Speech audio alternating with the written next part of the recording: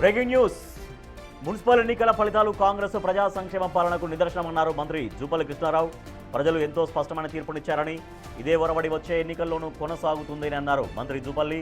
ఎన్నికలు ఏవైనా విజయం మాత్రం కాంగ్రెస్దే అని వ్యాఖ్యానించారు మంత్రి జూపల్లి.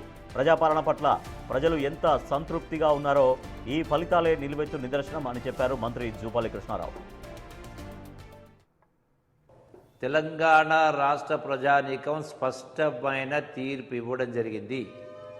ఇది గడిచిన 2 సంవత్సరాల కాంగ్రెస్ పార్టీ పరిపాలనపైన రెఫరెండం ప్రజా తీర్పు ఇవ్వడం జరిగింది.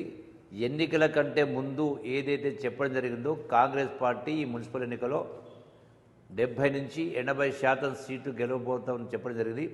ఇలా రిజల్ట్ కూడా అదే ప్రకారం వచ్చింది. ఇంకా కౌంటింగ్ జరుగుతూ ఉంది. ఇప్పటికే ఉన్నటువంటి ట్రెండ్స్ ప్రకారం 70% క్రాస్ అయింది. రాష్ట్ర మొత్తంలో ఇదే ఒరవడి గడిచినటువంటి బై ఎలక్షన్స్, అది సికింద్రాబాద్ అయినా, మున్సిపల్ అయిన జూబ్లీస్ ఉప ఎన్నికైనా ఇదే రిజల్ట్ వచ్చింది. అప్పుడు కూడా కేటీఆర్ జూబ్లీస్ ఎన్నికల సందర్భంలో రెఫరెండం అన్నాడు. అంటే 2 సంవత్సరాల రేవంత్ రెడ్డి పరిపాలన పైన ప్రజలు తీర్పు ఇవ్వబోతా ఉన్నారని చెప్పిండు. వాస్తవమే ప్రజలు తీర్పు ఇచ్చిండు. కాంగ్రెస్ పార్టీ అనుకూలంగా ఇచ్చిండు. అదే ఈ ఎన్నికల్లో కూడా ఇది కూడా రెఫరెండమే.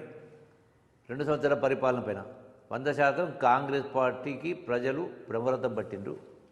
రేపు రాబోయేటువంటి స్థానిక సంస్థ ఎన్నికలు, అది ఎంపీపీ కావచ్చు, జడ్పీటీసీ కావచ్చు, ఏదైనా కూడా వాటిపైన కూడా ప్రజలు ఇదే తీర్పు ఇవ్వబోతూ ఉన్నారు. అట్లాగే అవిభక్త మహబూబ్నగర్ జిల్లాలో కూడా మెజారిటీ సీట్లు కాంగ్రెస్ పార్టీ గెలవబోతూ ఉంది.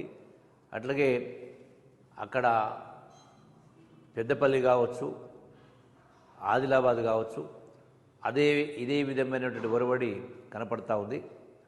మా కొల్లాపూర్కు సంబంధించి 19లో 16 గెలవడం జరిగింది.